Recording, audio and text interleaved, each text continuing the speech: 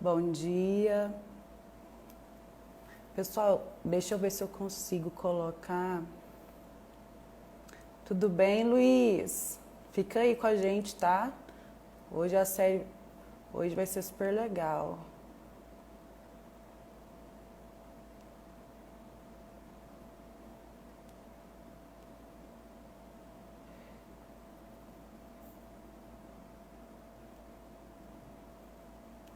Eu só queria colocar um negócio aqui. Ó, o pessoal internacional tá chegando aí também. Vocês estão me ouvindo?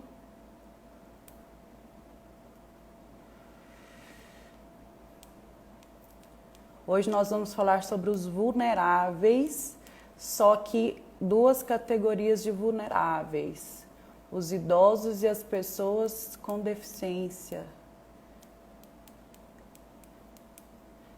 Pessoas com deficiência e idosos. Estou escrevendo aqui para vocês. Vamos entrando, pessoal. Richardson entrou. Olá. Juan. Aí, Alan, tá vendo que vai aparecer aí para você uma solicitação? Para você me solicitar? Clica aí para me solicitar, para eu te aceitar. Eu só queria colocar fixo aqui um comentário, gente. Mas eu não estou conseguindo.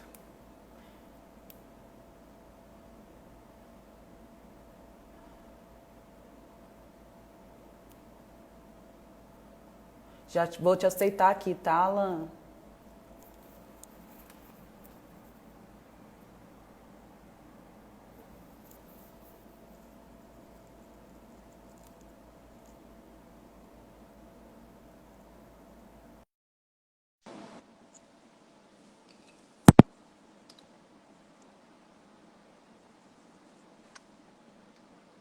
Olá, Bom dia! bom Tudo bem, dia, doutor? tudo bem? Isso, dá uma Ei, baixadinha aí pra gente ver melhor. é. Doutor, primeiro eu queria que você falasse o número, o número do seu sapato, não é isso não. Me fala o seu nome, por favor, a pronúncia, porque eu vi que você me mandou um áudio aqui, mas eu não cheguei a ouvir. Sim. Fala, que o nome do doutor, gente, é internacional, sabe? Então, é melhor ele falar do que, de repente, eu ousar falar o nome dele e falar errado. Vocês concordam comigo? Então, por favor, doutor, o seu nome, que eu vou ler aqui o seu mini currículo. Gente, o mini currículo dele é praticamente o meu currículo completo. Ah, que isso. Mas fala aí, Alan, seu nome, por É gentileza, para o Alan, pessoal. é Alan Ios, né? Vocês veem, o meu Ah, nome está escrito legal. J, mas pronuncia I. Então, é Alan Ios.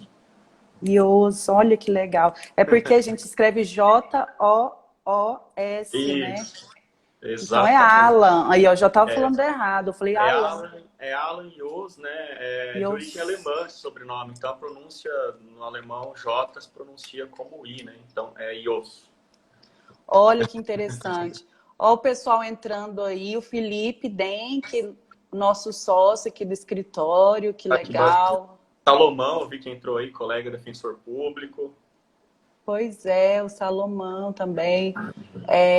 Olha aí, o doutor Tênio, tudo bom, doutor Joana? Vamos entrando, pessoal. Ó, hoje o tema tá maravilhoso. Na verdade, a gente começou aí uma série chamada de Vulneráveis, porque cada categoria de pessoas consideradas vulneráveis tem a sua especificidade, tem ali as suas questões que têm que ser diferenciadas uma das outras e não caberia em apenas uma live.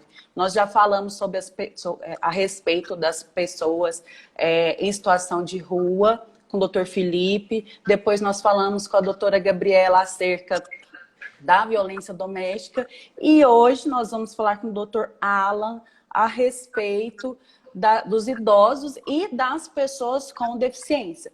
O doutor Alan Yoss é defensor público do estado de Goiás, diretor-presidente da Associação Goiana das Defensoras e Defensores Públicos, AGDP, né? AGDP, Associação Goiana das Defensoras e Defensores Públicos. Membro colaborador do Núcleo de Direitos Humanos da Defensoria Pública do Estado de Goiás. Membro da Comissão dos Direitos da Pessoa com Deficiência da Associação Nacional das Defensoras e Defensores Públicos, ANADEP. E especialista em Direito Público, além de ser professor universitário, também professor no curso preparatório RDP, professor, advogado e defensor público, além dos cargos administrativos. Parabéns, doutor, pelo seu currículo. E é uma honra para mim receber você aqui nessa live acerca de um tema tão caro para nós, que às vezes passa despercebido, até porque não é de interesse de algumas classes, de algumas categorias, né?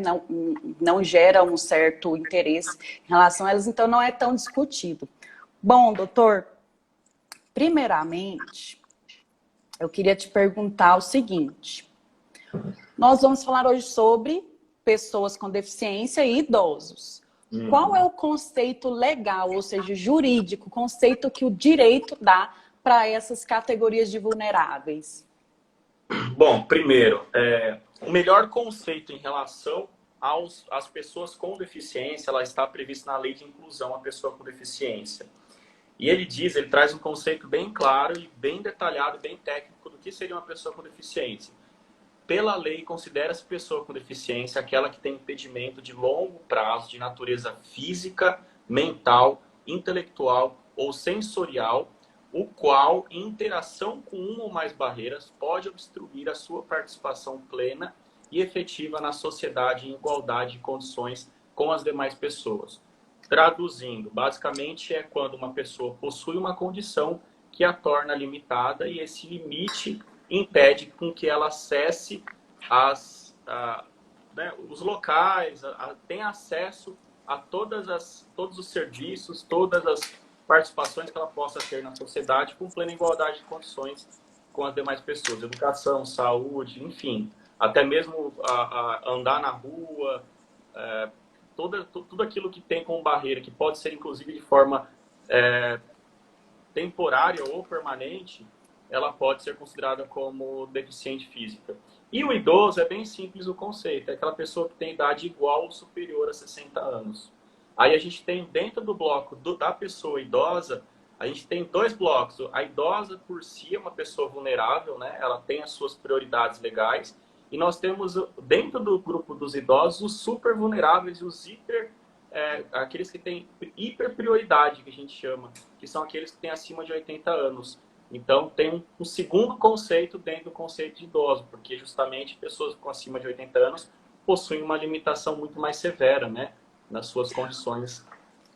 Gente, olha que interessante. O Alan acabou de dizer que os idosos, apesar de serem as pessoas que já têm 60 anos ou mais, eles se dividem. Todos eles são vulneráveis, isso não significa que sejam incapazes, né? Isso é bom deixar claro.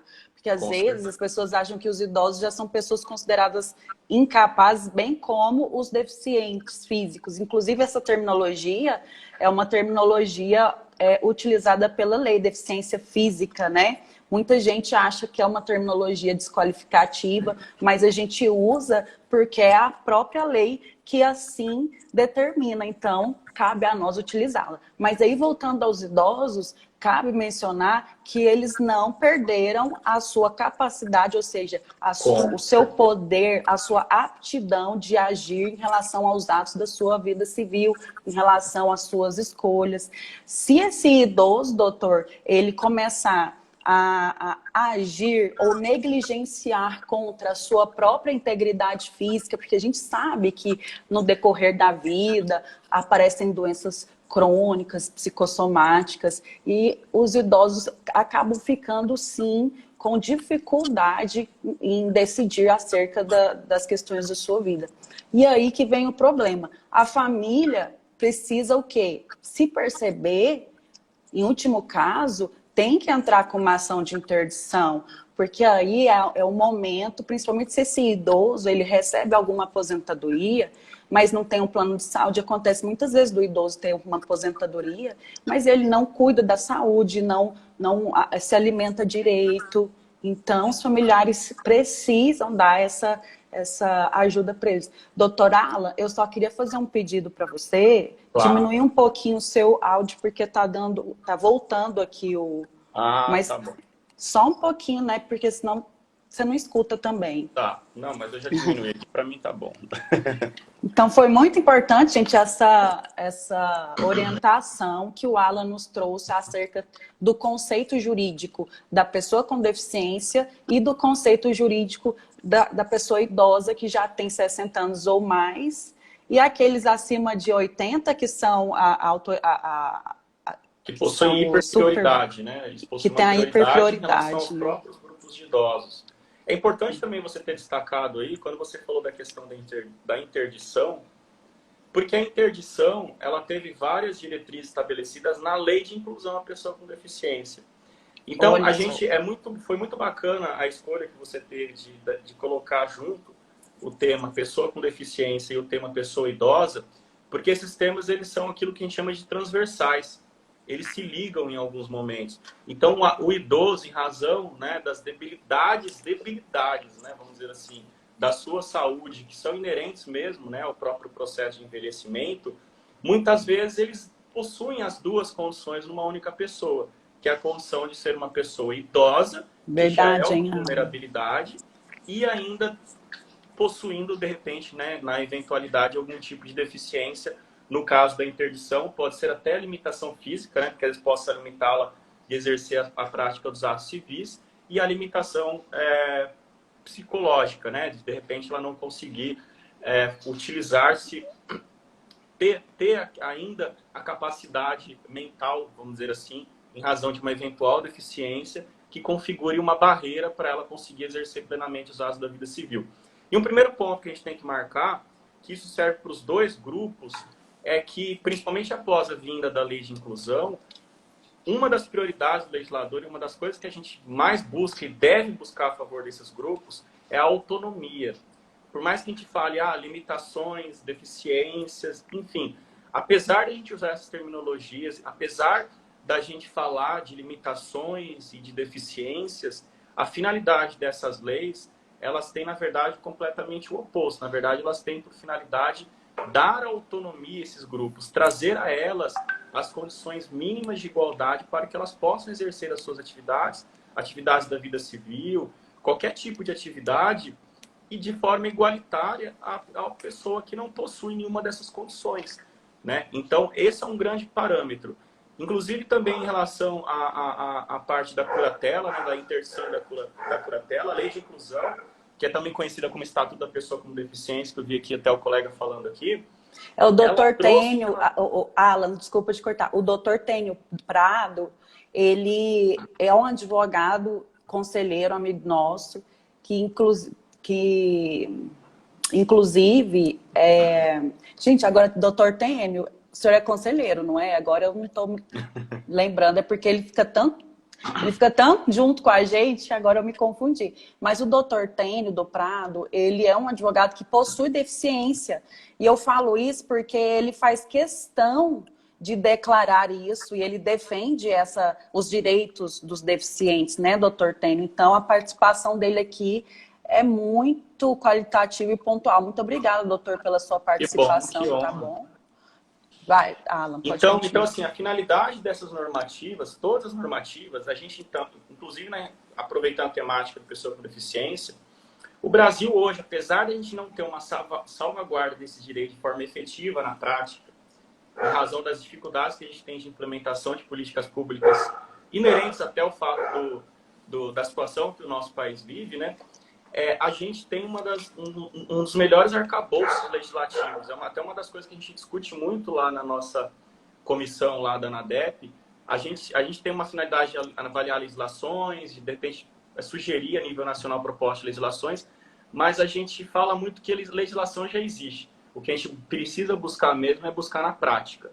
E um exemplo disso, claro, é em relação à própria questão da interdição. O Estatuto da Pessoa com Deficiência, né, que também é a norma de inclusão, ela previu, ela fez uma alteração bem significativa nessa questão, até na legislação civil, em relação à interdição, seja interdição do deficiente propriamente dito, ou seja, na interdição da pessoa idosa que se encontra em uma situação, né, de estar com deficiência, que é dar autonomia a essas pessoas e exigir que seja fixada, durante o ato de curatela, as limitações que ela possui. Então, muitas vezes, ela possui uma única limitação, que é de ir ao banco sacar o seu dinheiro, ou até mesmo alguma dificuldade de manusear e de exercer os pagamentos, recebimentos, né, aqueles atos relacionados ao comércio e o próprio trabalho, a administração dos seus bens, que aí a autoridade judiciária, quando fixa a sentença, pela lei,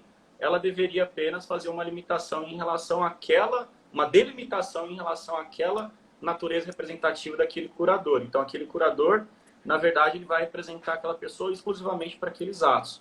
Então, porque quando a gente fala em interdição, e antigamente, quando vinha interdição, acabava sendo algo completamente horizontal, né? A pessoa era interditada para tudo. Então, Exatamente. assim, acabava sendo, em vez de uma garantia, uma limitação, e acabava dando dificuldade à autonomia. E a gente conversando com pessoas, né, que estão interditadas e que tem que tem reconhecido alguém como curador, nomeado alguém como curador, a grande dificuldade deles é isso. Você conversar com qualquer pessoa que tenha deficiência, que tem de alguma forma ter que ser representado por um terceiro, por um familiar, alguma coisa, a gente sempre vê que uma das grandes coisas que eles sempre pleiteiam é a autonomia, né? Então, o deficiente, o idoso também tem autonomia para casar, para constituir família, assim, não tem que ter limitação nenhuma, não tem que pedir a bênção para um representante legal, né? Então, assim, é uma coisa que a gente tem que sempre frisar muito e que a gente tem que sempre defender quando a gente fala em proteção de pessoa idosa e proteção de pessoa com deficiência. E você também trouxe a questão da terminologia, né? A terminologia mais correta é a terminologia de pessoa com deficiência, né? Não é pessoa portadora de deficiência. Olha como fica uma palavra ruim, portadora, como se ela estivesse portando alguma coisa doença. ruim, vamos dizer assim. Não, a pessoa com deficiência, portadora ela de Covid-19. Covid-19. Então, é ruim, né? A pessoa, ela não porta nada, ela não carrega consigo, ela possui uma condição que a limita. Uma condição que pode ser uma barreira sensorial, auditiva, motora, intelectual, enfim, todas as possibilidades de deficiência que a gente pode encontrar. Né? Olha só, Alan, os nossos ouvintes são qualificados hoje aqui, ó. Tem gente de Brasília, tem a Ariana Garcia, e, ó, que acabou de fazer um elogio para nós. A Ariana é presidente da Comissão da Mulher Advogada, a qual eu sou vice lá na UAB, faz um ótimo trabalho. Nós, graças a Deus, temos um timaço lá na Comissão da Mulher Advogada, inclusive o Felipe e a Gabriela conhecem. Está na hora de você conhecer, hein, Alan? Vamos te esperar lá, inclusive. Vamos lá. E, Alan, voltando ao tema, sabe que eu vou fazer um desabafo com você. Hoje, no início, a gente começou a falar sobre a falta de interesse tanto da sociedade quanto do interesse público em relação às causas dos vulneráveis.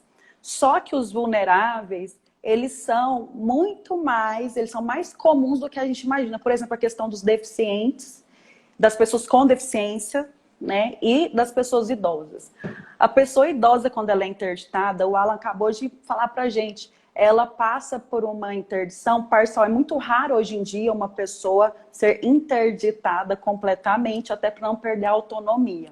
Imagine você, um patriarca ou uma matriarca que cuidaram dos filhos, dos netos, bisnetos, deram orientações a vida inteira e de repente se vê num momento que ela tem que obedecer os filhos, os netos, não pode sair de casa por causa da quarentena, essa gripezinha aí que vocês estão me falando não vai me segurar, eu quero ir para a igreja, eu quero ir para a missa, eu quero ir para o culto encontrar minhas amigas. Então não entra na cabeça do idoso que ele tem que receber ordens daqueles pirralhos que ainda estão na fralda, como diz meu pai. Não, meu pai, ele é um idoso de 85 anos, eu sou curadora dele, mas até chegar nesse momento de curatela, Nós passamos maus bocados, eu e minha mãe que residimos com ele, a gente sempre cuidou dele. Quando ele começou a ter os problemas, as doenças crônicas advindas com a idade, e agora hoje ele é interditado. Então no início, gente, era muito difícil, e a gente não pode proibir o idoso de sair de casa, mesmo sendo interditado. Então, a gente tem que ter muito jogo de cintura, muita sabedoria, como se a gente estivesse lidando com uma criança, argumentar, porque segurar em casa, amarrar o pezinho na mesa, não pode trancar, não pode, isso é inclusive maus tratos. Outra coisa, gente, os bancos, eles não estão preparados para receber curadores. Gente, eu já sofri tanto com a Caixa Econômica, que vocês não têm noção. Eu acho que eu envelheci 10 anos só lidando com essa questão de fazer pagamento e chegar lá, o gerente não sabe o que fazer, já passou 5 vezes pelo jurídico, e o jurídico não entende o que é curatela, não entende o que é estatuto da pessoa idosa, da pessoa com deficiência. Então, essa questão dos vulneráveis, ela precisa ser disseminada nas instituições para que a população não careça de assistência, porque isso gera um problema psicológico muito grande na família. Alan, e o doutor Tênio trouxe aí para nós a legislação, né, da pessoa com deficiência, e eu queria que você falasse um pouco a respeito dessa legislação, tanto da pessoa com deficiência e do idoso. Tá, vamos lá. Como eu disse, a legislação relativa à pessoa com deficiência ela é bem ampla. A gente tem, acima de tudo, a Convenção Internacional sobre os Direitos das Pessoas com Deficiência e o seu protocolo facultativo. Primeiro ponto, essa convenção, por mais que ela decorra, né, de uma convenção internacional, de uma normativa internacional, ela foi recepcionada dentro do ordenamento jurídico brasileiro, ela foi promulgada dentro do ordenamento jurídico brasileiro como uma norma de hierarquia constitucional, né? A gente aprende na faculdade lá como um tratado internacional de direitos humanos ele pode possuir uma condição de ser equiparado à norma constitucional quando ele passa por todo aquele processo que a emenda constitucional passa. Então, a Convenção Internacional de Direitos da Pessoa com Deficiência, ela veio e ela tem caráter constitucional. É a mesma coisa quando você lê ela, quando você lê um artigo da Constituição. E aí ela prevê uma série de questões, né? Acesso universal, enfim, que a gente pode falar daqui a pouquinho. Nós temos também a Lei da Política Nacional da Pessoa com Deficiência, que é a Lei 7.853, de 89, ela trouxe algumas diretrizes gerais.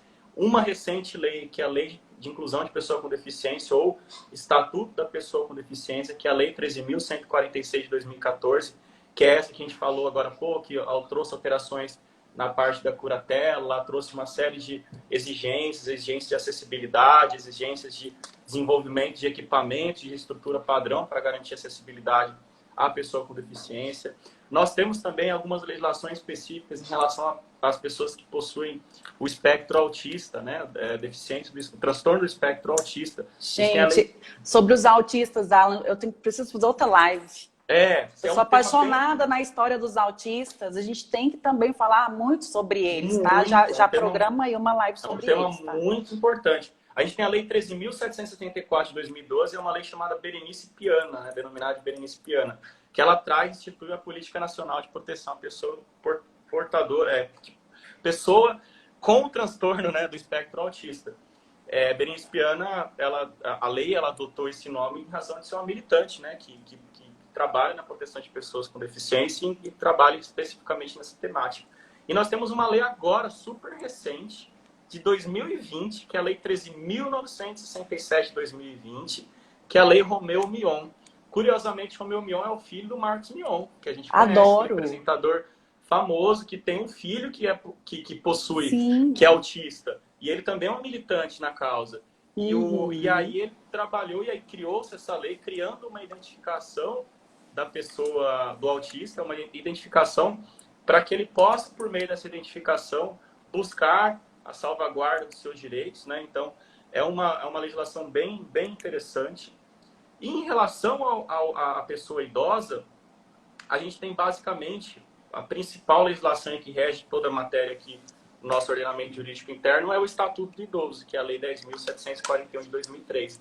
E ela também traz as definições, né? Ela define a pessoa idosa como uma pessoa que tem idade igual ou superior a 60 anos e traz uma série de direitos muito, muito importantes que, apesar de não serem todos observados na prática, eles devem ser observados principalmente na garantia desse aspecto da autonomia, né? Buscando a autonomia da pessoa idosa, buscando condições de moradia, viabilização de recursos. Essa lei, depois dela veio o BPC, ela instituiu a obrigação, né, de um pagamento de um auxílio assistencial, que aí veio o famoso BPC, que é as pessoas acima.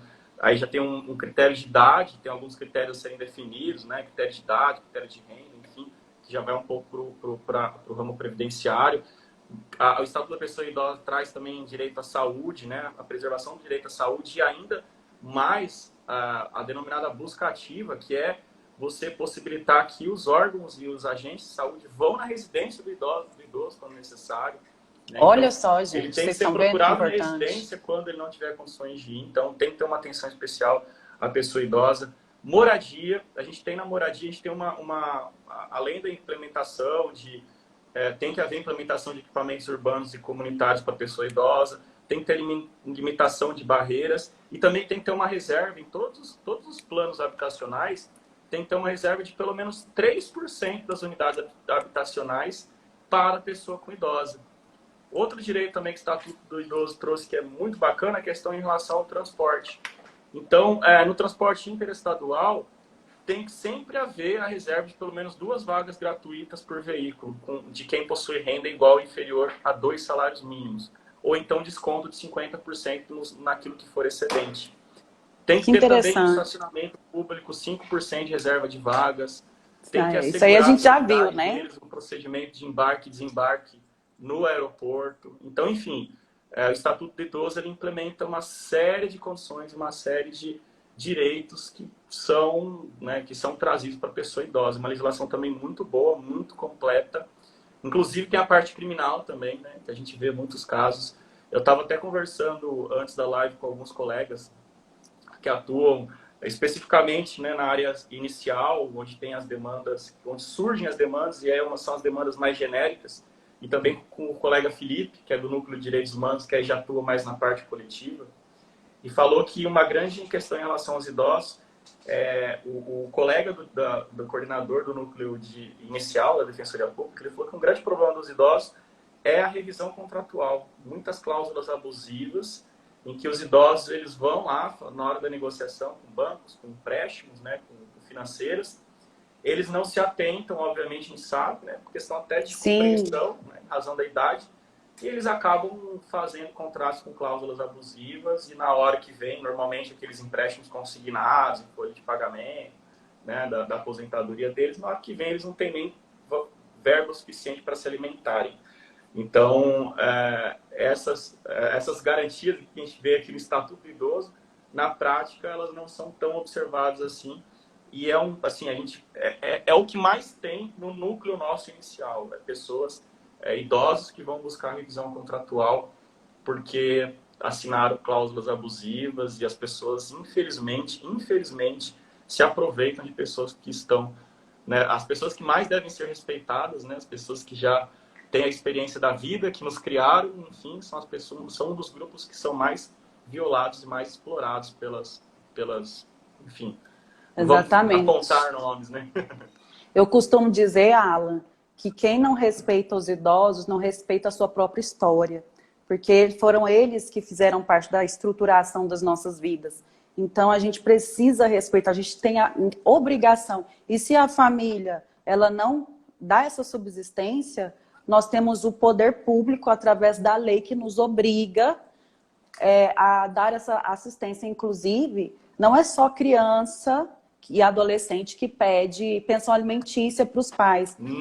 São todos os integrantes da família que não conseguem o seu próprio sustento e precisam da ajuda. É o princípio da solidariedade que está no nosso direito de família, que está nas relações interpessoais, interfamiliares. E esse princípio, ele é basilar, tanto ele quanto o princípio da afetividade, para que se estabelecer as relações interfamiliares. Então, um idoso que não consegue se sustentar, ele pode entrar com uma ação de alimentos contra um dos filhos, não precisa necessariamente ser em desfavor de todos os filhos, ele pode escolher.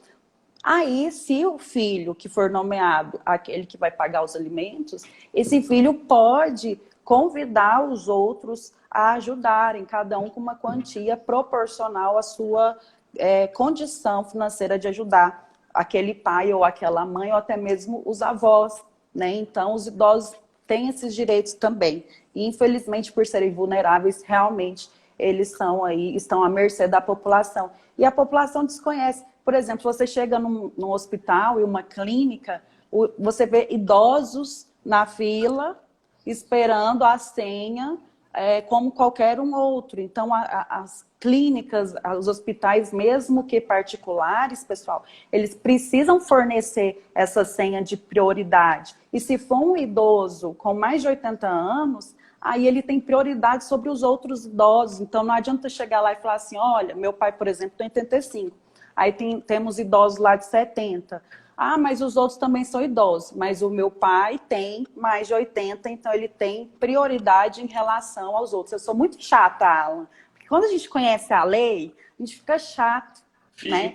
E a lei, gente, a lei é direito. Ela não foi feita de um dia para o outro. Foi feito um estudo axiológico, antropológico, para que seja definida aquela condição. Então, é direito seu, não fique com vergonha de pedir a preferência na fila, se você é pessoa com deficiência ou idoso. É direito seu. E é feio quem não obedece o direito, quem não obedece a lei, não você. Alan, exatamente. E qual que é a atuação da Defensoria Pública no auxílio desses vulneráveis, da pessoa com deficiência e a pessoa idosa?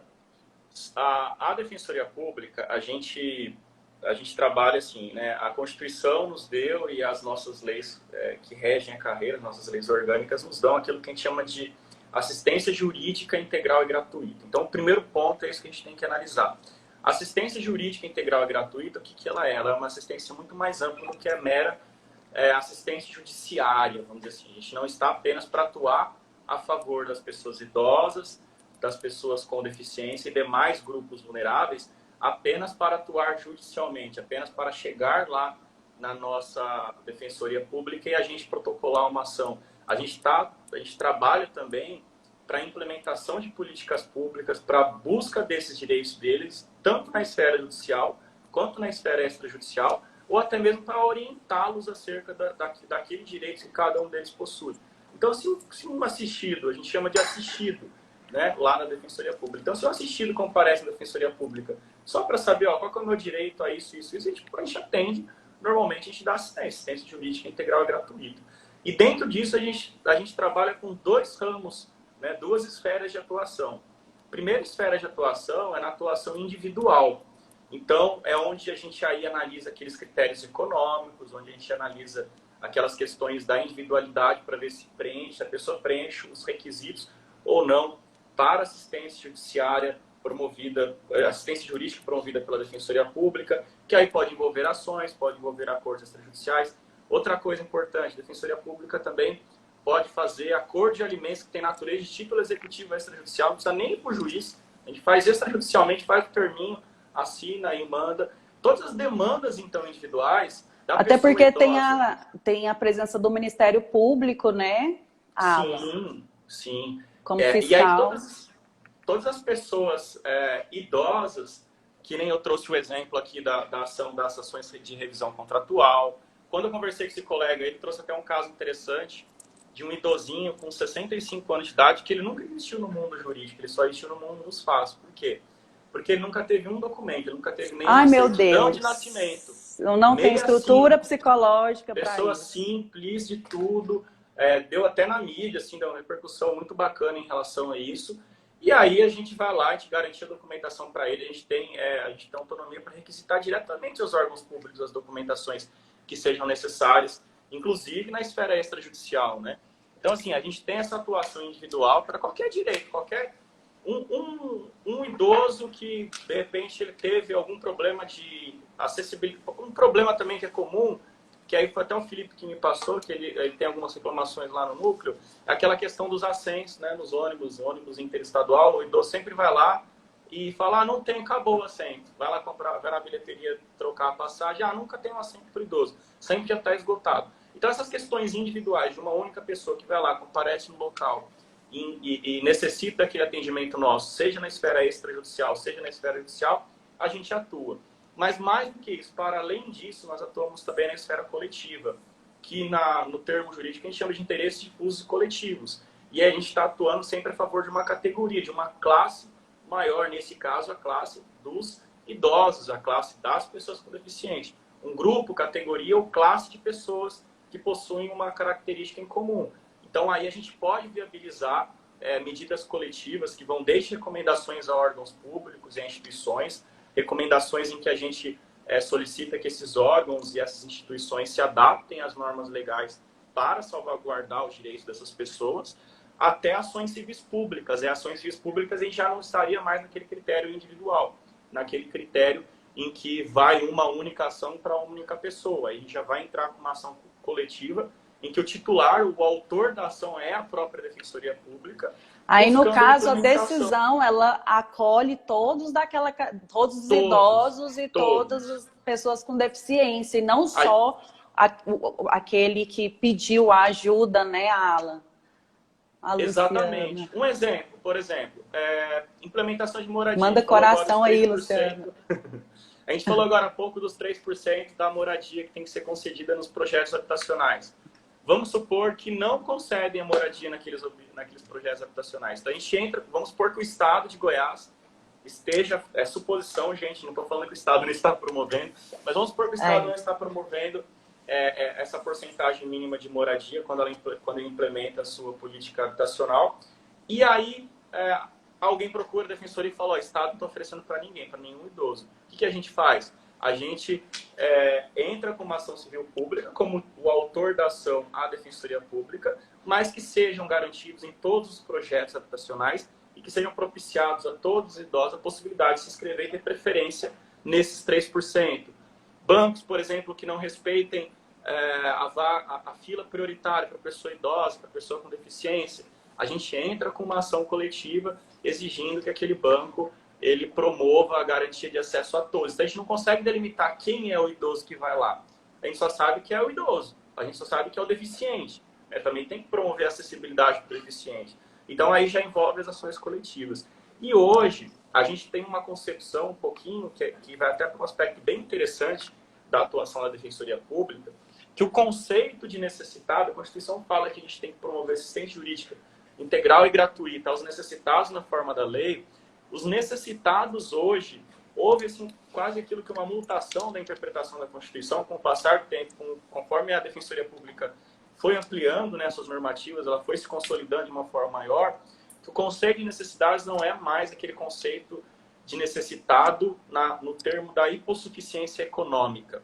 Essa nossa abrangente atuação coletiva, ela abrange um pouquinho mais. Lógico, nos pontos individuais, vai um idoso buscar uma ação de alimentos, num caso específico, aí a gente vai avaliar os critérios. Mas, principalmente nessas ações coletivas, quando envolve esses direitos previstos nos estatutos, nas normas, de uma forma ampla, que eles são negados e não são garantidos àqueles grupos, aí a gente entra, independentemente de a gente analisar critério econômico. A gente vai buscar moradia, a gente não vai buscar moradia só entrar com uma ação assim, só quero moradia para aquele que ganha até 3 salários mínimos, né, que é um dos critérios. Isso quando a defensoria é a parte autora da ação civil pública. Isso, quando ela atua na tutela coletiva, na busca da implementação dessas políticas públicas, entendeu? A gente pode, um caso individual também pode gerar um caso de uma atuação coletiva. Então, um caso individual que você identifica uma necessidade de pedir uma recomendação, você também pode fazer. E gente, só queria que vocês que estão aí na live me respondessem. Vocês sabem, já ouviram falar na Defensoria Pública? Para que serve a Defensoria? Se você já ouviu falar, escreve aí que sim ou manda um joia. Se não, fala que não, só para eu ter ideia. Você que está assistindo a live aí, por favor. E outra coisa, esse Instagram Tropa de Hacker, você conhece? É Tropa de Hacker que fala? Enfim, esse Instagram aí diz que conhece quem mais conhece, gente, manda um joinha. Inclusive, pessoal, se você tem alguém que tem interesse nesse assunto, tá vendo essa asa delta aí embaixo? Clica nela e compartilha esse aviãozinho aí. Clica nela e compartilha para as pessoas que você acha que tem interesse, tá? Olha aí, o Augusto diz que sabe o que é a Defensoria Pública, já ouviu falar pelo menos. Augusto, Eli, são alunos da Unialfa. Aí, ó, os alunos, eu também vi uns alunos participando aí, o Senir mandou um oi, a Luciana, nossa amiga conselheira Paola, amiga demais, tem um monte de gente aí muito querida. Então, se você já ouviu falar ou não ouviu falar, você vai ouvir agora, porque o Alan vai dizer para nós que a gente está ouvindo falar, ver o Alan falando que dá essa assistência, a defensoria dá essa assistência para os vulneráveis, tanto individualmente quanto coletivamente. Então, mas do que se trata a defensoria pública, Alan? Então, Lana, a defensoria pública, né, vamos lá para a Constituição Federal, né? A defensoria pública, a gente fala que ela é a promotora dos direitos humanos, esse é o primeiro passo, né, que compete à defensoria pública promover a defensoria pública como um instrumento do regime democrático promover os direitos humanos e assistência jurídica integral e gratuita na forma da lei. Então, o primeiro caso, até aproveitando aqui para falar do que é a defensoria pública, falar que direitos humanos não é aquele direito vulgarmente conhecido que o pessoal fala como direito dos humanos, né? A atuação da defensoria pública não atua exclusivamente na área criminal. A defensoria pública ela atua na tutela dos direitos humanos como ser humano, como inerente. E os humanos também têm direitos, né? Todos, então a gente está falando aqui de idoso e de pessoas com deficiência, a gente está falando de direitos humanos, daqui é direitos humanos puro. Isso aqui vem, eu não falei agora há pouco, a Convenção Internacional dos Direitos da Pessoa com Deficiência, é uma norma que foi implementada na Constituição Federal, ela é uma norma de direitos humanos. Então esse é o primeiro ponto. A gente tem, então tudo aquilo que se refere à proteção dos direitos humanos, a Defensoria Pública ela atua. Obviamente, direitos humanos ele tem algumas características em relação a esses grupos vulneráveis. Então, a gente tem os grupos vulneráveis que exigem uma especial tutela. Mas qualquer pessoa pode ter essa tutela. A gente tem, aqui no estado de Goiás, como a gente ainda tem uma limitação de quantidade de defensores, a gente tem, por exemplo, na Defensoria do Amazonas, que eles têm a defensoria, uma unidade de atendimento da Polícia Militar, exclusiva para os policiais militares. Ou seja, gente, é porque a Defensoria Pública aqui em Goiás, ela é recente. Tem quanto tempo, você sabe? Por isso que o pessoal não conhece tanto assim. Nós estamos efetivamente com membros concursados de 2015 para cá. E ó, meus alunos que estão ouvindo, se vocês quiserem estudar, provavelmente logo, logo vai ter concurso, né, Alan, para Defensoria. Se o coronavírus não atrapalhar, vai. Pois é, não vai atrapalhar, não. Só deu uma colega aqui que falou, sou do Rio Grande do Sul. O Rio Grande do Sul, a defensoria já está bem mais consolidada. Eu amo aquele lugar. Rio de Janeiro, as decisões de lá são maravilhosas. Né? Norteadoras no direito de família e sucessões. Rio de Janeiro, a Defensoria Pública existe há mais de 60 anos. Ela tem, assim, sabe, é uma instituição antiga, consolidada. Onde você vai, você conhece. Eles têm já é idosa. Nas comunidades, em favelas, eles têm, sabe? Então, assim, é muito forte. Então, a Defensoria Pública, o primeiro ponto, ela tem essa característica de proteger e salvaguardar os direitos humanos, né? A gente fala como instrumento do regime democrático, o que é? Ela é uma ponte de garantia de acesso das pessoas aos atos da cidadania, né? O que é a democracia no sentido amplo? A democracia no sentido amplo não é apenas o exercício do voto, é você participar das políticas públicas disponíveis para a sociedade, para todo cidadão. O cidadão tem direitos à educação, à saúde, moradia, a lazer, então, a emprego, e isso que configura um efetivo exercício da cidadania. Então, quando a gente fala em defensoria como implementadora de direitos humanos e de instrumento do regime democrático, a gente fala em defensoria pública como implementadora desse acesso das pessoas a todos os atos que qualquer cidadão tem direito. Ela tenta trazer uma nivelação. A gente tem alguém que está um pouquinho aqui, a gente tenta trazer nessa igualdade. E aí, já voltando para aquele ponto que a gente estava dos necessitados, justamente por essas concepções mais amplas, a gente deixou de falar que a Defensoria Pública ela atua apenas para aquele hipossuficiente no sentido econômico. É uma das nossas vieses, é uma das nossas atuações. Então, Uma pessoa vai buscar uma revisão contratual, uma pessoa vai buscar uma ação de divórcio, uma ação individual, a gente vai analisar o critério econômico. Mas agora, quando eu me Alan, e o que é, explica para o pessoal, desculpa, explica para o pessoal o que é uma pessoa hipossuficiente economicamente, aqui na Defensoria Pública de Goiás, como que ela tem feito essa análise, se você pode se utilizar da Defensoria Pública ou não? Pelo nosso critério aqui no estado de Goiás, o critério básico é a análise da renda da pessoa. Então, a renda que aquela pessoa tem que apresentar tem que ser de até 3 salários mínimos. Se ela tem a renda de até 3 salários mínimos, ela já se enquadra automaticamente nos requisitos. Que dá, em média, R$3.000 por mês. Dá 3 mil e pouquinho, isso. Para quem ganha um pouquinho mais, às vezes ela também possui a possibilidade da gente atuar. Aí a gente vai analisar os sinais exteriores de riqueza, vamos dizer assim, né? Então, a gente vai avaliar se aquela pessoa... Os gastos. Eu já atendi na Defensoria Pública, a gente ganhava R$15.000. Eu atendi uma vez, fui no itinerante, na região do entorno, chegou uma mulher, ela falou assim, eu sou oficial aposentado do Exército. Eu falei, o que é? Oficial aposentado do Exército, procurando Defensoria Pública? Ela jogou uma pilha de papel, ela paga pensão para neto, ela paga não sei o que, ela paga não sei o que. Remédio para idoso, gente, vocês não têm noção, tanto que é caro. Ver aquilo que ela gastava, aquilo que ela pagava com aquilo que ela recebia, era completamente desproporcional, ela vivia uma situação de vulnerabilidade. Aí você pega, era uma pessoa idosa, que não consegue arcar com as suas despesas em razão do grande gasto que ela tem, que não é nem gasto. É uma coisa você ver uma pessoa que não tem gasto porque ela paga uma parcela de R$5.000 num carro importado. Outra coisa, uma pessoa que gasta R$5.000 porque ela precisa fazer uma hemodiálise a cada 2 dias, né? Então, Perfeito. A gente analisa todos esses critérios. Por isso que eu falei critérios de exteriorização de riqueza. A gente tem acesso a bancos de dados de Receita Federal, InfoSeg, em que a gente pode buscar e fazer essa conferência. A Defensoria Pública faz essa conferência também para ver se aquilo ali que está sendo levado a nós é verídico ou não.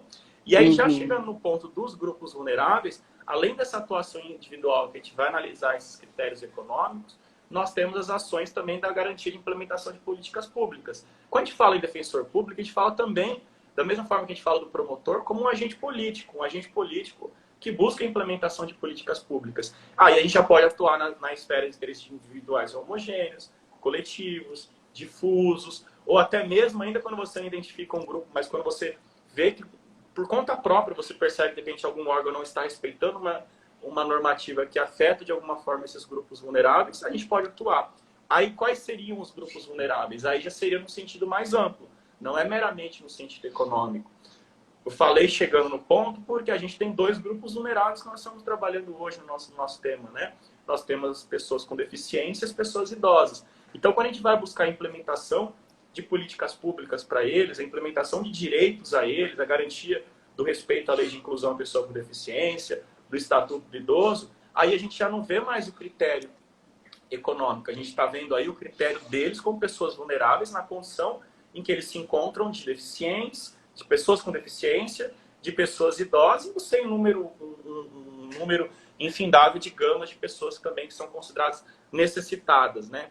Toda vez que você houver uma desigualdade jurídica, pode ser jurídica, técnica, social, de saúde, pessoas presas, por exemplo, nós temos a nossa atuação nos presídios como órgão de execução penal, a gente atua como o Ministério Público lá, avaliando a aplicação da lei, independentemente da pessoa ter ou não um advogado. Então aí são grupos que a gente considera grupos que possuem caráter de vulnerabilidade acentuado em razão da condição em que eles se encontram e que aí precisa de algum órgão para trazer uma certa igualdade, buscar essa implementação. E hoje é interessante que surge uma terceira via de atuação da Defensoria Pública. Sério? Não sei se a doutora já viu a denominação que vem vindo hoje, que é do custos vulneráveis. A gente tem no Ministério Público, hoje o nome é fiscal da ordem jurídica, mas até esses dias atrás era custos legis, né, em que o Ministério Público atuaria como fiscal da lei.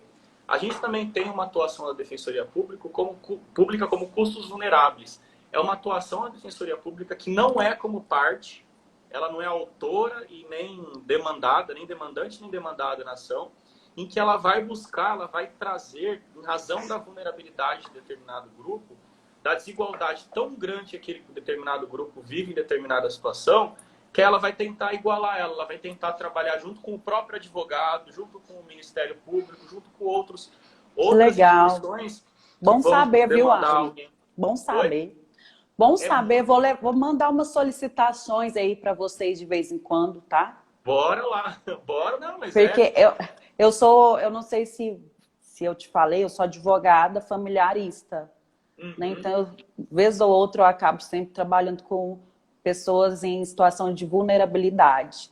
Então, agora eu vou tem, convidá-los, vez ou outra, para vocês me ajudarem aí. sim, o maior prazer.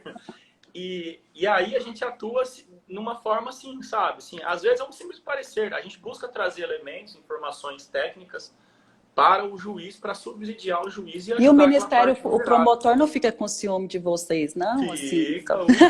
Entra no só, Twitter lá, quando tem só uma para a ação gente da perguntar em off, só para deixar em off, o promotor e a promotora não ficam enciumados com essa e participação olha, da defensoria? a gente tem muitos promotores e amigos que são parceiros nossos, né? Assim, além de amigos nossos, são parceiros na atuação, mas a gente tem alguns que têm ciúmes. Inclusive a lei que autorizou, né? Quando começou a lei de ação civil pública, que passou a incluir a Defensoria Pública como um dos órgãos que possui legitimidade para ação civil pública, ela foi questionada no STF justamente por isso, porque falava assim, não, mas ação civil pública é para coletivo você não mede caráter econômico. E aí nós viemos e falamos assim, não, a gente não mede caráter econômico, a gente mede caráter de necessidade. Vulnerabilidade. Aí, adivinha quem foram os autores dessa ação direta de inconstitucionalidade no STF? Foi o Conselho Nacional do Ministério Público. Então, assim, eu acho que a gente tem que buscar... É uma Assim, pena. são alguns grupos, né, que têm esses entendimentos contrários a essa nossa atuação. Mas a gente tem que buscar o seguinte, a gente está falando de vulnerabilidade.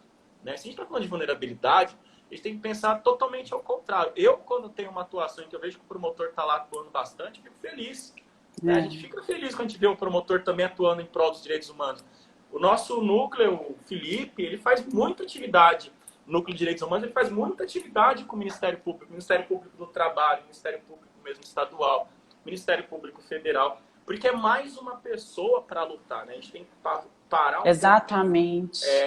Na verdade, são tantas pessoas precisando, e quanto mais pessoas ajudando, desde que sejam permitidas pela nossa Constituição Federal e legislações, eu acho que vale a pena, até porque nós estamos no mesmo barco. Se tem uma rachadura lá na outra ponta, a gente vai sofrer do lado de cá, né, Alan? Então, eu acho super necessário que a sociedade também seja fiscalizadora, até porque os estatutos da pessoa com deficiência, do idoso, da criança e do adolescente, essas legislações específicas, elas dizem que o dever de prestar esse cumprimento, de observar o cumprimento dos direitos dos vulneráveis, não é só do poder público, não é só das instituições, mas também da sociedade.